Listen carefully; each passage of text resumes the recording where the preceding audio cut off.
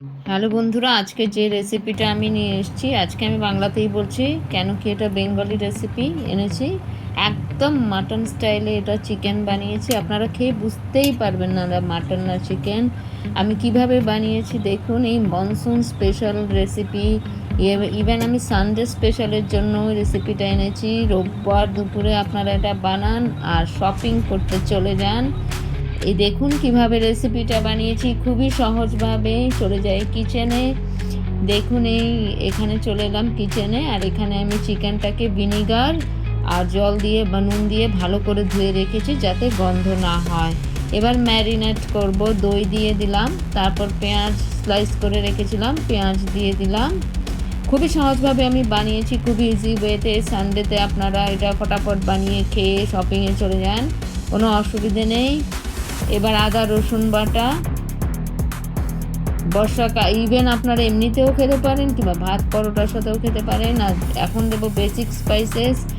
ধনে পাউডার দিয়ে দিচ্ছি, এই ধনে পাউডার আমি একটু বেশি দিয়েছি। এবার দেবো হলুদ গুঁড়ো,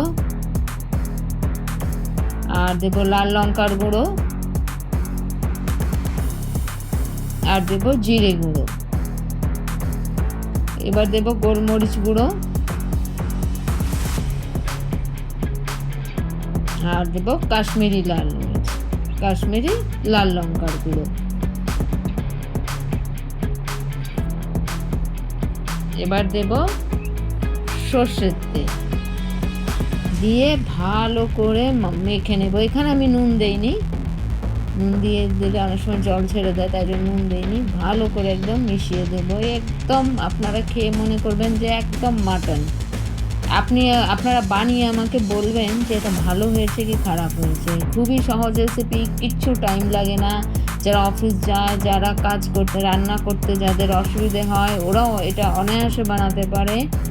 মাংস নিয়ে আমি ভালো করে ভিনেগার আর জল আর নুন দিয়ে ধুয়ে নিয়েছিলাম, কেন কি মাংস অনেক সময় একটু গন্ধ আসতে পারে, সেজন্য যাতে আষ্টে গন্ধটা না থাকে। এবার কভার করে রেখে দিয়েছিলাম কিছুক্ষণের জন্য, বেশ আধ ঘন্টার জন্য ম্যারিনেট করব। ততক্ষণে আমি একটু পরে কি এটা কড়া বসিয়ে দিলাম, দিয়ে রিফাইন্ড অয়েল দিলাম কড়া গরম হওয়ার পর, আর দিলাম সর্ষের তেল। দুটো তেলই ব্যবহার করেছি, তাতে কি হয় সর্ষের তেলটা একটু তাড়াতাড়ি গরম হয়ে যায়।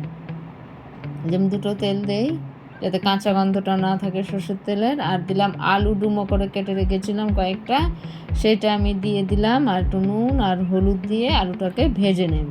এই আলুটা দেওয়াতে মাটনের গন্ধ এসছে বেশ একটা। আপনারা অবশ্যই বানিয়ে দেখবেন। এটা সানডে স্পেশাল হোক, মনসুন স্পেশাল হোক, সেভাবেই আমি বানিয়েছি। এবার দেখুন আলুগুলো ভাজা হয়ে গেছে, একটুখানি নাড়বো। এবার তুলে নেব আলুগুলোকে।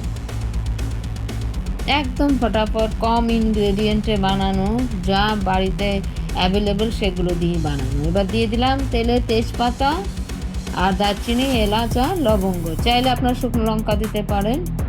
আর দিলাম রসুন, একটা আস্ত রসুন আমি দিয়ে দিয়েছি। আর দিলাম কাঁচা লঙ্কা। এখানে আমি পেঁয়াজ কুচি দেইনি, আপনারা চাইলে এখানে পেঁয়াজ স্লাইস বা পেঁয়াজ কুচি দিতে পারেন, আমি এখানে ইউজ করিনি। আমি এবার কী করবো, যেটা ম্যারিনেট করে রেখেছি সেই চিকেনটাকে এখানে দিয়ে দেব। আপনারা চাইলে এখানে পেঁয়াজ কুচি দিয়ে ভেজে তারপর এটা অ্যাড করতে পারেন এই ম্যারিনেটেড। আমি এখানে আর দিলাম না, কেন কি আমি অলরেডি ম্যারিনেশনের সময় পেঁয়াজ দিয়ে দিয়েছিলাম বলে আর ইউজ করিনি। তো এবার ভালো করে একটু কষিয়ে নেব, হালকা করে ভালো করে মেশাতে হবে। মিশিয়ে তারপর এটাকে কষাবো ভালো করে। দেখুন কিছু টাইম লাগলো না, হয়ে যাচ্ছে। এবার দেব টমেটো কুচি। টমেটো কেটে রেখেছিলাম, রাফলি কেটে রেখেছিলাম আমি। টমেটো দিয়ে দেব, আমি ওপর থেকে দিয়েছি, আপনারা চাইলে তেলও দিতে পারেন টমেটো। আর এই আলুগুলো এখনই দিয়ে দিলাম, দিয়ে একটু নুন দিয়ে দিলাম, কারণ আগে আমি নুন দেইনি। এবার নুন দিয়ে ভালো করে, আপনারা এটা খেয়ে বুঝতেই পারবেন না মাটন খাচ্ছেন কি চিকেন খাচ্ছেন। এবার আমি ঢাকা দিয়ে দেব। ঢাকা দিয়ে বেশ কিছুক্ষণ কষাবো, মাঝখানে একটু চেক করে নেবেন, আবার এটাকে ঢাকা দিয়ে দেবেন। আমি মাঝখানে একটু চেক করে নিয়েছিলাম, তারপর আবার দেখুন এটা খুলে দিলাম ঢাকনাটা, হালকাভাবে একটু মেশাবো, নাড়াচাড়া করব, আর একটু মিশিয়ে দেব। দেখুন মোটামুটি এটা হয়ে গেছে। এবার কিছুক্ষণ ফুটিয়ে আর একটু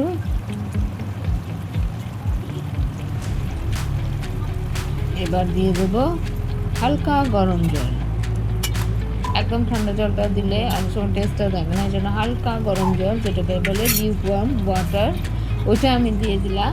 হালকা গরম জল, উষ্ণ গরম জল যেটাকে বলে, সেটা দিয়ে দিলাম। দিয়ে এবার ভালো করে ফুটিয়ে নেব। আর দেখুন অলমোস্ট হয়েই গেছে প্রায়, বলতে গেলে কত সহজ দেখুন তো। এবার ভালো করে বয়েল করে নেব, আর দেব গরম মশলা গুঁড়ো। মোটামুটি হয়েই গেছে। আর ফিনিশিং টাচ দিচ্ছি, এর মধ্যে দেব গরম মশলার গুঁড়ো দিয়ে দিলাম, আর দেব একটুখানি ধনেপাতার কুচি ছড়িয়ে দেব। ব্যাস এই তো হয়ে গেল। এবার একটুখানি ফুটিয়ে বার্নারটা বন্ধ করে দেব। দেখুন ফটাফট রান্না হয়ে গেল। চাল, ভাত, রুটি, পরোটা যা কিছুর সঙ্গে হয় খেতে পারেন। এবার একটু শুকিয়ে গেলে ফ্রাইড রাইসের সঙ্গে খেতে পারেন। এটা হালকা পাতলা রান্না, কোনো ঝামেলা নেই, বাচ্চারাও অনায়াসে খেতে পারে, খুব একটা ঝাল না। তো এখানে দেখুন হয়ে গেছে। এবার আমি বার্নারটা বন্ধ করে দিয়েছি। এবার আমি এটাকে একটা ডিশে নিয়ে নেব, বা একটা বোলে, যেভাবে আপনারা সার্ভ করবেন সেটাতে নিয়ে নেবেন। এবার এর দেখুন নিয়ে নিয়েছি। দেখতে কত ভালো লাগছে, একদম মনে হচ্ছে মাটন রান্না করেছি। এর মধ্যে দেখুন ওপর থেকে একটু ধনেপাতা কুচিও অবশ্য ছড়িয়ে দেব পরে গার্নিশিংয়ের সময়। এবার দেখুন একদম গরম গরম এটাকে টেস্ট করুন, খেয়ে দেখবেন, খেয়ে আমাকে বলবেন কেমন রান্না হয়েছে। আজ এই পর্যন্তই আমি আপনাদেরকে দেখালাম খুবই সুন্দর একটা চিকেন রান্না। বাই।